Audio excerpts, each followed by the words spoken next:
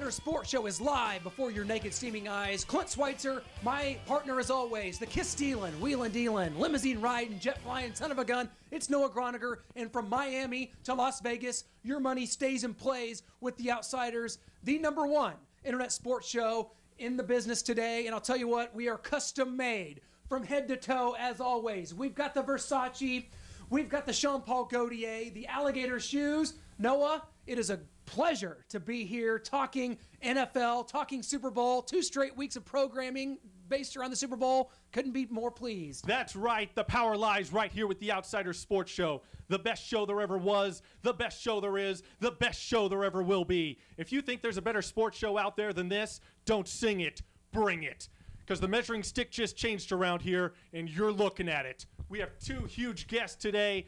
The 1987 Heisman Trophy winner, the first wide receiver to do so, former Oakland Raiders wide receiver, Mr. Raider himself, and 2015 Hall of Fame finalist. Yes, that all encapsulates one man, Tim Brown. And we also have the quarterback whose injury paved the way for the Tom Brady era, and a great quarterback in his own right, Drew Bledsoe. Just an action-packed superstar show. It is star-studded. It's our biggest show to date here at the Outsider Sports Show. Our second time here in our palatial set in the Great American Sports Studios in Kansas City, Missouri. We are bringing it as always. We've got your back. We're talking Super Bowl. We're talking Patriots Seahawks. We're talking everything to do with this epic game that's coming up. It feels like a clash.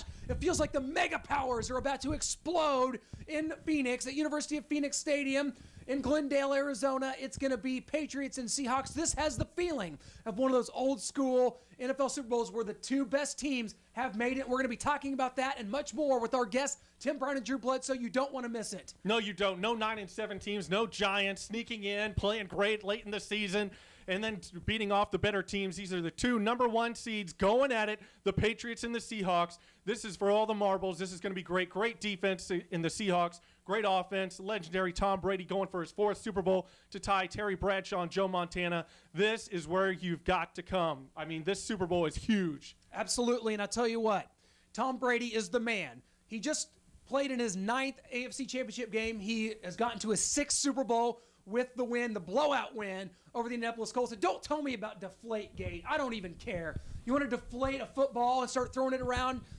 Absolutely, be my guest. It makes no bearing on this game. 45-7, the New England Patriots get away with the win. That's all that matters in this case. Tom Brady, an absolute animal, throwing the ball to linemen, 70s numbers, catching touchdowns. That's what's up. And, hey, how about the Seattle Seahawks? One of the great comebacks in the 4th quarter in history, in the playoff history. The Seattle Seahawks, Russell Wilson, who threw 4 picks, showed his stuff. And, hey, all my respect to Wilson and that Seahawks defense. They're going to be ready to go in Glendale here next Sunday. Yeah, dealing with all that adversity, it's kind of impossible to even imagine what his mental toughness is like coming back from that and just dealing in the 4th quarter and in overtime to get his team that win. I mean, that last throw to Jermaine Kearse in the end zone was perfect placement.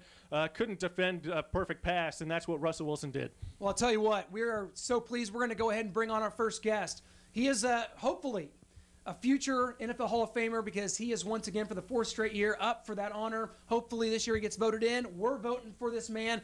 Tim Brown, the former Oakland Raider for 16 years, played 18 years in the NFL. Tim, welcome to the show. How's everything going in your world, my man? Well, it's so, man. It's been a long process. This is my 6th start, so we're hoping to get in this year. We'll see what happens. Yeah, I mean, you're a Hall of Fame finalist. You got Marvin Harrison, Isaac Bruce, Torrey Holt as the other receivers in the group. But Marvin Harrison got to play with Peyton Manning, Edgerrin James, Reggie Wayne, Isaac Bruce, Kurt Warner. You had 13 different quarterbacks. It's definitely time for Tim Brown to get in that Hall of Fame, don't you think? Well, you list a group of great guys there, great receivers. So, that's the problem with this situation. You close your eyes and pick a guy, and who can be mad if one of these guys get in?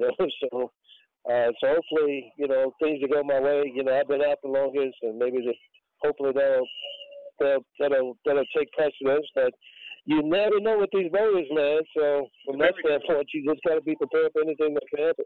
They're a sketchy bunch, those voters, so we'll see. But you were also 6th in punt return yards in NFL history. That's something the other guys don't have. 3,320 yards in punt return, and 3 touchdowns, one coming in 2001 against our Kansas City Chiefs. So that hurt us, but we're definitely still rooting for you to get in that Hall of Fame. Yeah, that was, I think that made me like the oldest man to ever return a punt in the NFL at 35 years of age. So, I didn't want to be out there, I can tell you guys that. So I was forced to be in that situation. But, things just sort of worked in a very crazy way. But, it's one of those things, man. I love doing punt returns. And, I was able to do it my whole career. I returned at least one punt every year I was in the NFL. So it was something that I really enjoyed doing. Well, Tim, of course, you are, known as Mr. Raider. You played in more games than any other Oakland Raider in history. 16 years in Oakland. Actually drafted by the L.A. Raiders, of course, before you guys moved back in 1995. So between L.A. and Oakland. And so, you played a lot against our Kansas City Chiefs here that we cover in Kansas City. I just want to go back some of your memories, specifically during, like the Marty Schottenheimer era when the rivalry was real. You guys were always back and forth winning, wild card playoff games on the line, playing in wild card playoff games. You guys had quite a rivalry back then. I just kind of talk about some of your memories playing against the Chiefs back in the day. Yeah, well, those were some of the hardest games I ever played, man. Especially when we came to Kansas City. It seems like we always play Sunday night or Monday night games or something of that nature. And the crowd would always be, really fired up and made it very hard for our offensive line. And that stadium is such a great stadium to play football, and I always enjoyed playing there. I mean, I love the layout of that stadium. The fans are close to the game, and you can hear everything to you. And if you make a great play, it's great to be able to see their faces and see how quiet they can get, So, but it was a great situation for us, man. But it was great playing there. The unfortunate part is we didn't win many games here throughout my career. I think we went from we won a game in '89. And I don't think we won again there till 2000. So we went a whole decade without winning a game in Kansas City. And so it was some tough years, but at the same time, you always enjoyed the atmosphere. Well, growing up Chiefs fans, we're taught to be Raider haters, but watching you play, such a class act, such a great player. I always wanted to see you in the red and gold here in Kansas City. And we have a Facebook question here from Jeremy Lawson on who's the toughest corner you've ever. One of our Kansas City Chiefs, Dale Carter, James Hasty, possibly Deion Sanders, Rod Woodson, and Aeneas Williams. Who was this guy you went up against? No, I always tell people, the toughest 2 weekends I had during the year was always when we played Kansas City with Hasty and Dale Carter. I mean, those guys were incredible competitors. And one was a speed guy and, not as strong. The other one was strong as an ox and maybe not as fast, but you definitely have to deal with him at the line of scrimmage, and it made it very difficult to get that done. So it was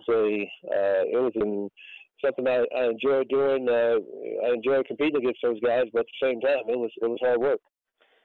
Absolutely, and again, you go back to your career, starting in college, starting at Notre Dame, winning 1987 Heisman Trophy, first receiver to ever do that, and then drafted by the LA Raiders. And I want to get into this because I've read, kind of various things on the internet where you said, getting drafted by Al Davis at the time was kind of like, I don't know about this because, Al Davis apparently didn't like Notre Dame players because you guys were smart or something like that. Is there any truth to that? And how was your relationship with Al as the years went on? Well, that was something that I was told, man. I mean, but being a Notre Dame player, man, that was something that I was used to hearing. So I wasn't necessarily shocked. I didn't know if it was true or not. I never ascertained whether or not it was true or not because it didn't matter to me. I knew I was there to play football and to work hard and do the things I wanted to do. So I was really, the only thing that upset me was the fact that I felt as if these guys thought they had to motivate me by saying something like that to me. So, I think that was the only thing that was a little disheartening. But my relationship with Al was pretty much up and down. The first couple of years we were dealing with the Marcus Allen saga. And so everybody was, of course, every player was siding with Marcus on that deal. And when Marcus left, it seems like his ire was turned towards me. So, so I dealt with a couple of things. And in '94, I don't know if you guys remember this or not, but I actually signed a contract with the Denver Broncos. trying to get out of California, get away from the Raiders, because I just didn't feel as if I was going to get a fair shake there. And but he brought me back, and once he brought me back, we had a long conversation, a 6-hour conversation. I went into his office with a legal pad with 21 things outlined on it, and it took us 6 hours to get through it, but we got through every last one of them, and we sort of went on from there. So I mean, we weren't best of friends and didn't go out to dinner and all that kind of stuff, but we definitely had a good relationship where I spoke with him every time I saw him and conversed with him after games and things of that nature. So I don't know if any player is going to be Al would have been Al's best friend, but at the same time, I had a relationship with him that I could go to him when I need to. Well, we got the Super Bowl coming up in just a week and a half here, Tim, and you finally did get to play in a Super Bowl in 2003. You guys, you make it to the Super Bowl. You came up short in that game, but just the ring in the Super Bowl, did it validate your career? Because you were such a pro, perennial All-Pro, NFL records, going to be a future, NFL Hall of Famer. Did you feel like playing in that Super Bowl validated your career, even though you guys came up short in the game? For years, man, I used to, pray, hey, Lord, please let me, allow me to win the Super Bowl. But the last couple of years, leading up to that year, I was getting, a little longer in the tooth. My prayer changed from winning the Super Bowl to just having the opportunity to play in the Super Bowl. So from some standpoint, yeah, it does validate, your career. But at the same time, I realize now, being at the game, how important it is to have a Super Bowl ring, and how great it would be for you, and how many more extra things you can do because you have that doggone ring. So it would have been great to get one, but I'm definitely grateful for the opportunity I had to play in a big game, and that's something that could never take away from you. Well, the story just came out today about that Super Bowl. Tampa Bay Buccaneers quarterback Brad Johnson apparently paid $7,500 to doctor the footballs to his liking. So what are your thoughts on that? Yeah, I saw something like that on Facebook, and I just said, "There's no way this can be true." I know that this kind of story is not coming out about the game we played in, but I have no idea, man. I hope it's not true. I always thought Brad was an upstanding guy, and but I don't know how that could have been done. Well, I guess I know how it could have been done. He paid one of the ball boys to do it, but it's really unfortunate that's the case. But hopefully that's not a true story. I heard that too, but I hope it's not true. Well, Rich Gannon was quoted in the story, your former quarterback, saying that kind of stuff is done all the time and it's not that big a deal. But Tom Brady's taken some flack for it. Obviously, Brad Johnson is now. So what do you think about that? Well, I don't know if we ever doctored balls up. I know there was a time where you can, scrub the balls down and get all that little slimy stuff off that makes it very difficult to throw and catch. But I know that there was a time when the NFL came in and they pretty much took over that process, and so you can't even do that anymore. So I don't know. I can't say it's done all the time because I wasn't aware of it. I know that if it was done with us, it wasn't something that I would have. That's for sure. Well, Tim, we know that you obviously keep up with the NFL a lot these days. You've written a book which came out about a year ago. And so just, I kind of want to get your thoughts on kind of the current state of the Raiders. We have George Atkinson on our show very frequently. And, he's always optimistic, but always willing to voice his concerns. What are your thoughts on the current Raiders? Derek Carr's in there, quarterback. They found maybe a franchise quarterback, won a couple of games down the stretch. How much do you keep up with the Raiders, and what do you think of where they're headed? I really think they're heading in the right direction. I think Jack is going to do a really good job. Jack, is a tough guy, mentally tough guy, and had great defenses every place he's been. Did a really good job in Jacksonville with not that much talent, and so in a quarterback situation out there that really didn't work out for him. He shouldn't have that problem, and really all he has to do is place players around this kid and see if he can grow a little bit. So. But I think Jack is going to be good for the Raiders, and I look forward to good things in the future. Yeah, well, moving on to this Super Bowl, we've got the New England Patriots with deflating ball gate and the Seattle Seahawks making it back, trying to go as repeat champions. What do you make of this Super Bowl? Great offense and Tom Brady, legendary quarterback, going for 4 Super Bowls to tie Joe Montana and Terry Bradshaw, and then the Seattle Seahawks going for the repeat. Yeah, I think it's going to be a pretty interesting game. I think, before Deflategate, if you would have said who were the good guys and who were the bad guys, it would have been, New England's the good guys and Seattle the bad guys. But I think because of all this stuff, man, I think there are going to be a lot of people rooting for, not really rooting for Seattle to win more than they're rooting for New England to lose. And, I think it's a pretty interesting situation, man, with all this stuff. People are starting to add up all these things that New England has been through over the years.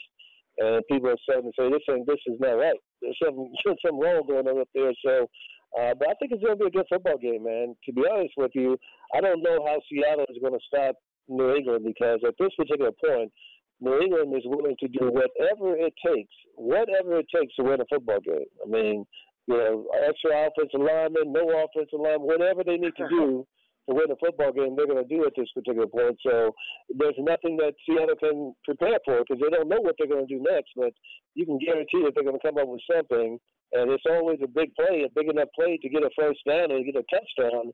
And anytime you can move the chains and put points on the board, it makes it very difficult. Well, we've heard people out there getting ready to coronate Tom Brady as the greatest of all time if he can win this Super Bowl. I've heard you say, though, that he's got those 2 losses. So Joe Montana with his perfect record, his career stats, and just everything he's done in the game, there's not really any way possible that Tom Brady can surpass the legendary Joe Montana as the greatest quarterback to ever play this game. Well, not in my mind, and that's just not a Notre Dame thing. It's the fact that, Joe was perfect. The 4 times he got there, it was 4-0. Tom has been defeated a couple of times, and it's a good chance he'll be defeated this time. So I just don't think in this modern day football, people can say whatever, but if you bring Joe Montana into this conversation, I just don't think that there's any way that you can say that Tom has had a better go at it than Joe did. Yeah, we're right there with you. The Seahawks are going to be a tough challenge for Tom Brady, one that he's not really faced so far in the Super Bowl. He's some Giants teams that caught fire at the end, but this defense is something he's never seen before. So, but tell us about your book, The Making of a Man, How Men and Boys Honor God and Live with Integrity. We know you can find it at makingofaman.net. Order it there. Tell us a little bit about it. Yeah. A couple of years ago, I was approached by the good people at HarperCollins about possibly writing a book, and I had thought about it 4 or 5 years ago, but it didn't work out the way I wanted, so I just scratched the idea. But then brought it back up, so I wanted to do it. I felt as if that I had been given an opportunity to tell a story that maybe is not told from many NFL players. Maybe not at in the depths that we told it in this book. So I wanted to lay it all out there, man, and be as transparent as I could possibly be, and really try to, in hopes of finding some young athletes out there, or some old athletes out there, or maybe just some old men out there who, maybe were looking for something else and searching. So not that I have all the answers for sure, and if you read the book, you'll see that I'm not trying to give the answers, more so that I'm trying to point people in the direction of the Bible. And so I just felt as if, God has given me a platform, and I just want to use it and try and influence people in the right way. Well, Tim, great stuff, man. You're a great guy. We're definitely cheering for you for the Hall of Fame this year. I think this is the year it's going to happen. Not as big of a logjam of receivers, plus you deserve it anyway. It's definitely going to come down to it. We look forward to talking to you, and we'll definitely keep in touch. And big thanks to Tim Brown for joining us. Really thinking this is the year that Tim Brown makes it to the Hall of Fame. Well-deserved, but underspoken guy. maybe that hurts him in a way. He wasn't one of those prima donna receivers that you saw out there at the time and today. He really wasn't. I mean, you've got Marvin Harrison, Isaac Bruce, Torrey Holt also up. Isaac Bruce and Torrey Holt, I don't think they have the numbers to be first ballot Hall of Famers. That's a true honor for the greats of the game. Marvin Harrison firing that weapon at the passer-buying vehicle could also hurt him. Yeah, he also played with Peyton Manning, didn't get the 13 quarterback carousel that Tim Brown had to deal with. So I think this is the year for Tim Brown. It definitely should be. If not, then these voters need to check themselves. Well, it sounds like he's still got a pretty good relationship with the Raiders organization. Thinks things are heading in the right direction. Obviously, only a 3-win team this year. We'll see where they go. Not in the Super Bowl like the two teams we have, of course, Seahawks and Patriots. But speaking of Super Bowls, a man that has been involved with two, started in one of our favorites of all time. We have Drew Bledsoe on the line. Drew, it is so great to have you here on the Outsider Sports Show. How's everything going? I know you've been keeping busy with wine and whatnot. How's everything going, man? Life's good, man. Life's good. The transition out of football and into business and now coaching some high school football has been really great. And our wine business is going really well. Getting ready to release our 6th vintage, which is kind of crazy. And then chasing 4 kids around and all that entails. So, yeah, man, life's good. Yeah, you talked about coaching. I know you coach your 2 sons there in Bend, Oregon. What's that experience been like from playing in the NFL for 14 years and you go and now you're able to coach your sons, be around the game? How's that been for you? Yeah, I've got to be honest. It's been so much fun, and for me, that I can't imagine not coaching. It's just being around not only my kids, but also just these boys that are at the high school age when you have a chance to really make some sort of an impact in their life that's bigger than just X's and O's. It's really fun. Well, are we going to see you moving up the coaching ranks, or is the wine business good enough for you in coaching your high school teams? No, man. I'm going to coach high school football until I'm done doing that, and then that's it. I'm that level of coaching to me is the most fun. And you move up another level. You move up to big time college football or the professional ranks. All of a sudden, man, the time commitment is it's crazy. I mean, you have to commit your whole life to it, and I'm not willing to do that. We've got other stuff going on, and enjoy running our businesses. All right, so you're going to stick with the wine. Tell us more about it. Your wine is Double Back. Got a close childhood friend, neighbor Chris Figgins, as your winemaker. Tell us more about your product. So fun. I finished up playing ball, and while I was off playing ball, my little hometown, this town I grew up in with a funny name, Walla Walla, Washington. Mm-hmm. And while I was off playing ball, this little town became one of the great wine grape growing regions of the world, the entire world. I was able to come back to my hometown where I grew up, hire my next door neighbor who had become a winemaking rock star while I was playing football, making a wine called Leonetti Cellars. Able to hire him to be our consulting winemaker, and we've had great success. We've been top 100 wines in the world twice in our first 4 vintages, and just a ton of fun, man. We've had a lot of fun. It's been a great education and a great transition. It's been a lot of fun.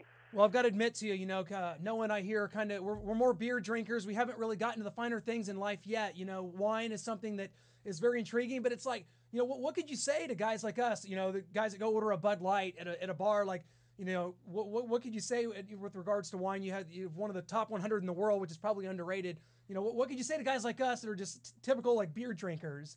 Well, first of all, I'm going to get along just fine with you guys because there's an old saying that winemaking involves about 45% moving stuff around, about 45% cleaning stuff, and about 10% drinking beer. It's the old saying. So we're going to get along just fine. But here's what I would say. We launched this new product this year. It's a lower price point, more accessible. It's $38 for a liter, which a liter is, it's a third bigger than most wine bottles. So it's the equivalent of like $28, $29 a bottle. And it makes it more accessible to people that maybe want to dip their toe in the water, but don't want to. I mean, our wine's expensive, and we don't apologize for that. We think it's great. But $90 is a lot to spend on a bottle of wine. If people want to dip their toe in the water and see what they think of our Washington Cabernet, you can start at the lower level and move on up. Well, you're going to have to send us some to us over here at the Outsider Sports Show. We got to get our hands on some, try and get into the wine game. There you go. Well, we wanted to get back into your career a little bit. This crazy game you had in 1994 against the Minnesota Vikings. You were down 20-3 at halftime. You guys end up winning 26-20 in overtime. You throw 70 passes, 426 yards, 3 touchdowns. Can you tell us about that crazy game and huge comeback? You know, it was really cool, man. We went in and had our last drive before halftime. We went down and scored and got a field goal out of it in the 2-minute offense. And coming out after halftime, Bill Parcells says to me, "It's like, all right, we're going 2-minute offense. You got it. You run the show." And he let me call all the plays the whole second half, and we threw it all over the place, and then threw a touchdown pass in overtime to my great friend Kevin Turner. And Kevin Turner, if you guys are not aware what's going on with him, he's dealing with some ALS and been falling on some hard times. But he's just one of the great football players I ever played with, and it was really a cool moment to be able to throw him that touchdown to win the game. Absolutely. And of course, Drew, the New England Patriots getting ready to play in yet another Super Bowl. But the Patriots, of course, played 1986 against the Chicago Bears, a crushing loss, and they did not get back until you took them back in Super Bowl 31. I want to kind of go back and get your memories of that, getting all the way to that game. New England was kind of an under-the-radar team. You guys, I believe, finished 11-5 that year. You get all the way to the Super Bowl, just kind of what it was like playing in that atmosphere, and just kind of the intangibles that go along with playing in a Super Bowl, even though you came up short against Brett Favre's Packers. It was a great experience. Having 2 home playoff games in Foxborough. I think when we played the Steelers, I think that was the first home playoff game ever for the New England Patriots. Because when they went in back in '86 against the Bears, I think they had to win 3 games on the road to get there. Yep. So that first playoff game, it was the coolest scene ever, man. There was this fog that rolled in, and it almost turned the old Foxborough Stadium into a dome. And it was almost like dog was holding the noise in. The place was so loud it was shaking. And we came out and took it to the Steelers. And then that was the year that the Jacksonville Jaguars upset John Elway and the Broncos out there. And so then we got to play the AFC Championship game at home also to launch us to the Super Bowl. And then, the hard thing with the Super Bowl is if you make it all the way to that game, you've had a great season. I mean, a great success, right? You make it all the way to that game, but when you get to that game and you don't win it, man, it just puts such a sour taste in your mouth to be that close to being world champions and not come away with the victory. Unfortunately, Favre and then Desmond Howard just went off on us in that game, returning kickoffs and punts, and kept us from achieving our ultimate goal that year. But it was a great season. It was a lot of fun. Well, you make it back in 2001. You're in the AFC Championship game. Tom Brady gets hobbled. You come in. Starting at the Steelers' 40-yard line, you cap off a drive, throw a touchdown pass to David Patton to seal the 24-17 victory on the way to the Super Bowl. What were your memories of that game, and did it mean more for you going to that Super Bowl, being a part of it, and getting to play in that AFC Championship game? That was it was a tough year. I'd been the starting quarterback in New England for 8 years going into that season, and just signed a long-term deal and was planning on just moving on and retiring as a Patriot. And unfortunately, I got hurt, and this young kid that came out of nowhere, this Brady kid, came out and started playing so well. It got us all the way into the AFC Championship game. Then he sprained his ankle, and I got a chance to come in and play in that game, which was great, man. It was after playing for so long and then being sidelined and not having your job, to be able to come back in and play in that environment and help our team to get to a victory and get ultimately to the Super Bowl was just a great feeling. It really was. The unfortunate part for me was that it was like you give a starving man a snack, right? You're just dying back on the field. You finally get to play, and you make it to that ultimate game, and then the other guy gets to go back and play. Well, no one's heard of Tom Brady since, so it's really water under the bridge now. No one's heard of Tom Brady's name since, and it's all no. Of course, Tom, one of the greatest of all time. Since then, you go into that game against the Rams, a favored Rams team. And the old story goes, that your big part in that game was on the final drive, telling Tom to just F it, go sling the ball. When they were trying to maybe protect the tie and go to overtime. Is that kind of how it went? And what were your memories? Yeah, it was. You get all the way to that stage, and drawing on my experience from the '96 season, we made it to the '97 Super Bowl, and we didn't win the game. In spite of the fact that it was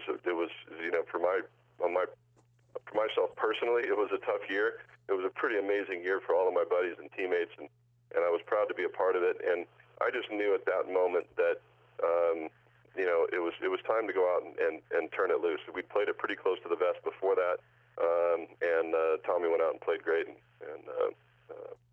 took us down the field. And ultimately, Adam Vinatieri like he always does, nails the game winner to end the game. Absolutely so. And now here we go. Brady now getting ready to play in his sixth Super Bowl as a member of the New England Patriots. And kind of want to get your thoughts. You're over in the Washington/Oregon area. I know you live there in Oregon, and your business, Doubleback Wines, is there in Walla Walla, Washington, and your hometown is in Washington. What are your thoughts on this game coming up here next weekend? We've got this wonderful defense of the Seattle Seahawks, and we've got Tom Brady, the Bill Belichick, of course, this dynasty that has been the New England Patriots. What are your thoughts on this game? And also, of course, got to get your thoughts on the Deflate Gate, the balls being deflated. Have you ever been a part of balls being deflated? What kind of difference can that even make in a game? Well, I'll start with the game first, man. The game, I'm super fired up to see this game. I really honestly have no idea who's going to win it. I really don't. And I think Vegas is calling it an even matchup, and that's the way I see it too, man. I really think what's going to happen in this game is that it's going to be close in the fourth quarter, and then one of these remarkable athletes is going to make a play to win the game in the fourth quarter, whether that's Rob Gronkowski, or on the Patriots side, or Marshawn Lynch or Russell Wilson on the running the football for the Seahawks late in the fourth quarter. One of those guys is going to make a defining play that's ultimately going to win that game. But I'd be really surprised if that game is decided, before the last few minutes of the entire football game. I just think it's going to be a really close matchup. What's your relationship like with the Patriots organization? Of course, you played under Coach Bill Belichick. You've been inducted into the Patriots Hall of Fame. That's where you were drafted in the first round back in 1993. Of course, you went on to play for Buffalo and Dallas and had just a wonderful NFL career, 7th all-time in career passing yards. But what is your relationship like, with that organization? And when you watch them play, is it like you're actively cheering, for them to win another Super Bowl, or is it kind of just like, just watching football? It took a little while before I could cheer for them, being completely honest. While I was playing, they were the enemy. And, when somebody takes your job and gives it to somebody else, you obviously have some ill will toward them for a while. But now I have a great relationship with that organization. Robert Kraft and his family have been amazing friends to me and to our family. He's run that organization so well from the very top. Tommy, we have a great friendship. I feel for him with what he's dealing with right now, because it seems like a non-story that's just taken on a life of its own. But now that there's enough time has gone by, I do cheer for him, and I wish him all the best. But at the same time, I also have, a great allegiance and a great friendship with Pete Carroll up in Seattle, and I've been so excited to see his success. So this game for me, I'm gonna have reasons to cheer for both sides, and the nice thing is at the end of the game, there's going to be somebody I'm really, really excited for, regardless of the outcome, which is great. So you probably don't have a rooting interest either way, leaning towards one team or the other. Whoever wins, it's good for you. But we got to hold your feet to the fire. Keep this on the records for all time. Who you got in the game? Who do I have in the game? Oh man, I'm being completely honest when I tell you that I don't know. I will say that the teams that have given the Patriots the most trouble are defenses like Seattle's defense. Defenses that don't have to blitz a lot to get pressure on the passer so that they can cover with 7 guys in the secondary. Those are the teams that have historically given the Patriots offense trouble. And so I think what the game is going to come down to, I think it's going to be a low-scoring affair, and it's going to come down to whether or not the Seahawks can score touchdowns. And so I'll say that I think if the Seahawks can go put the ball in the end zone and not settle for field goals, then I think they would be the favorite. But it's going to really come down to just that, whether or not the Seahawks can put the ball in the end zone. Absolutely. Should be an interesting game, Drew. Hard to believe we're here at Super Bowl 49 when you played Super Bowl 31. Not trying to make anyone feel old, including ourselves here, as I remember that game vividly as a middle schooler. But, it was such great memories. And, Drew, you seem like one of those guys that you're going to be successful at anything you did. Glad to hear about the wine. We'll have to come hit up the winery forever in Walla Walla and maybe do some grape crunching, if that's still how it's done. Man, we're just so in the dark on this wine stuff. We got to come pay you guys a visit. Yeah, you got to come check out our operation, man. You go to Walla Walla, Washington, it's like you got in a time machine and went back about 25 years. It's still a very farming centric town, and a lot of first generation winemakers and wineries that just make it a lot of fun to be around. So yeah, if you're ever out in that area, please come see us. Absolutely will. Can't thank you enough for joining us, Drew, and best of luck to everything going on over there as far as coaching goes, as far as the Doubleback Wine. Can't thank you enough, and take care and enjoy the game next weekend, my man. Hey, thanks so much. Appreciate you having me on, and we'll talk to you again soon. You bet, Drew. Thanks a lot. Thanks. It was an honor. Such a pleasure to talk to Drew Bledsoe. He is going to send us some of his wine. Can't wait to get that. It's the high dollar stuff, and he is just absolutely going to ship that to us personally, if not drive it here to the studios in Kansas City. I know, one of my top 5 all-time favorite quarterbacks. I love the big, strong, physical, statuesque quarterbacks. There have been some failures. Jamarcus Russell comes to mind, but Drew Bledsoe, he really had it all. He was a great quarterback. Bill Parcells believed in him. I'm not sure how much Bill Belichick did, but it makes it an easy decision when a Tom Brady comes in and takes over and plays the great way he did. But Drew Bledsoe helped him to that 2001 Super Bowl, beating the Pittsburgh Steelers when Tom Brady got injured. So Drew can stake his claim to a Super Bowl victory. What a career and what a great guy. Very classy guy, very professional, talking about those days. And I know it's got to be hard for him having to deal with that, his team winning the Super Bowl. And he was candid. He said basically it was hard for me to cheer for the Patriots for a while, but you know what? Him and Tom Brady are seemingly friends these days. Drew entered the Patriots Hall of Fame a few years ago. Just so great to talk to a true NFL legend, and that's what you get here on the Outsider Sports Show. Nowhere else do you have the guys that go out and get the interviews themselves, that produce the show, that write the show, that do the show, with not one piece of paper in front of us, Noah. And I think that we can take that as a absolutely true sign that here at the Outsider Sports Show that the mega powers have exploded, my man. That they have, doing all we do. So much on our plate, but we get it all done. It's all for you, the fans. We just can't thank you all enough for tuning in, watching, interacting with us. It's all for you, so thank you. Absolutely. And before we let you go, definitely hit us up on Twitter at GA Sports Network. As we're sending you out, we are going to have our big segments. We have Noah, who's going to be bringing it with his Screech Powers OOPS moment of the week, and I've got my Clubberlang hit of the week. You can kind of make your own distinctions as to what those might be from this past week in the NFL. We've got so much coming at you next week. We're going to be talking Super Bowl again. We've got some great guests coming up, guys. Not to mention, we're going to be talking some college basketball for you Mizzou fans, for you Lakers fans. We're going to be talking to Kareem Rush about his current hip-hop career, his playing days at Mizzou, all in between, winning a title with Kobe. We've just got it all right here. Great American Sports Network is the website. We'll see you guys on the flip-flop. Check out our segments on our way out. Thank you so much for joining us.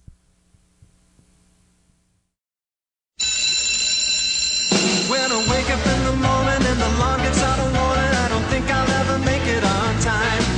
By the time I grab my books and I give myself a look, I'm at the corner just in time to see the bus fly by. It's alright, 'cause I'm safe at the bell.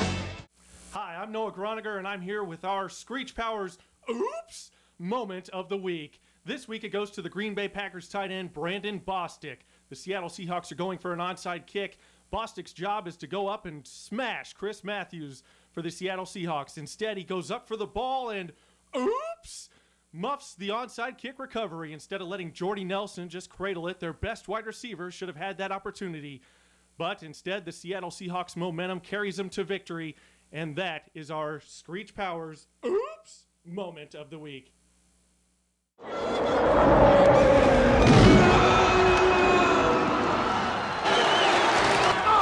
Get up, guys! Come on, do what you do. Get up! I'll tell you what to do. Come on, get up! 6! Get up! Get up! Let me see you get up! I'm Clint Schweitzer, and this is your Clubberlang hit of the week. And of course, that goes to the big smack that Clay Matthews laid on Seattle Seahawks quarterback Russell Wilson during the NFC Championship game. An absolute devastating shot that would have knocked out just about any other quarterback in this league. Russell Wilson, tough cat to come back from that. But Clay Matthews, the hit he delivered, it was penalized, and that is a big shot. Clubberlang hit of the week, that goes to Clay Matthews.